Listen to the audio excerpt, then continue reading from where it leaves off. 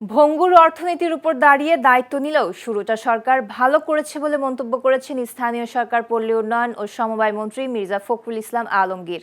শনিবার রাতে রাজধানীর পূর্বাঞ্চলে বাংলাদেশ মেরিটাইম একাডেমি অ্যালামনাই অ্যাসোসিয়েশনের কার্যনির্বাহী কমিটির পরিচিতি সভায় তিনি এ কথা বলেন। মির্জা ফখরুল বলেন, বিএনপি ধ্বংসস্তূপ থেকে ঘুরে দাঁড়াতে পারে। শহীদ রাষ্ট্রপতি জিয়াউর রহমান এবং সাবেক প্রধানমন্ত্রী বেগম খালেদা জিয়া বারবার তা প্রমাণ করেছেন। বর্তমান প্রধানমন্ত্রীও সেই ধারাবাহিকতা বজায় রেখে অর্থনীতি পুনরুদ্ধারে নানামুখী পরিকল্পনা গ্রহণ করেছেন। এ সময় তিনি সুনীল অর্থনীতির বিশাল সম্ভাবনাকে কাজে লাগাতে সরকারকে সহযোগিতা করার জন্য মেরিন পেশাজীবীদের প্রতি আহ্বান জানান।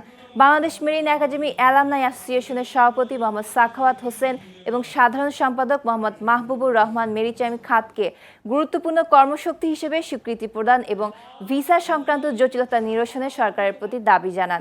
অনুষ্ঠানে মিডিয়া পার্টনার ছিল বেসরকারি টেলিভিশন চ্যানেল এস। আমাদের মেরিটাইম সেক্টরকে আপনার কি ওয়ার্কফোর্স হিসাবে আপনার ঘোষণা দিতে হবে। এটা যদি দেয় তাহলে they will be more empowered. আমাদের কিছু ভিসা সমস্যা আছে, সো এটা যদি আমাদের গভর্নমেন্ট মেরিনারদেরকে আলাদা একটা ভিসা ক্যাটাগরিতে যদি ওয়ার্ল্ড ওয়াইড যদি আলাদাভাবে তাদেরকে তুলে ধরে, তাহলে কিন্তু আমাদের চাকরির ক্ষেত্রে এবং গ্লোবাল কন্ট্রিবিউশনের ক্ষেত্রে এই সরকারের এই অবদানটুকু আরও আমরা সহযোগী পাবো। এখন বাংলাদেশি ওনারের জাহাজ আছে 110টা। এটা দিয়ে আমরা আমাদের 25% আমদানি রপ্তানির কার্গো নিয়ে আসি।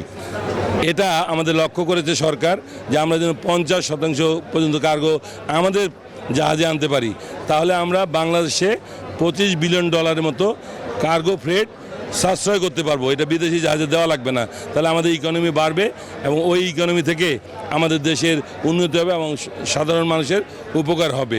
যে আমরা একটা দীর্ঘ সময় পার হয়েছি একটা ফ্যাসিস্ট সরকারের অধীনে, এবং ইতিমধ্যে আপনি জানেন যে অর্থনীতিতে এত বেশি ক্ষতি হয়েছে যে আমাদের প্রচুর সম্পদ বাইরে পাচার হয়ে গেছে।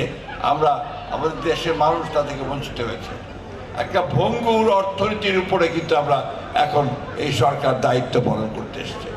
ফলে স্বাভাবিকভাবেই আমরা এখনও সব কিছু গুছিয়ে উঠতে পারিনি, কিন্তু আমরা মনে করি যে আমরা আল্লাহর অশেষ রহমতে আমরা শুরুটা করেছি ভালো।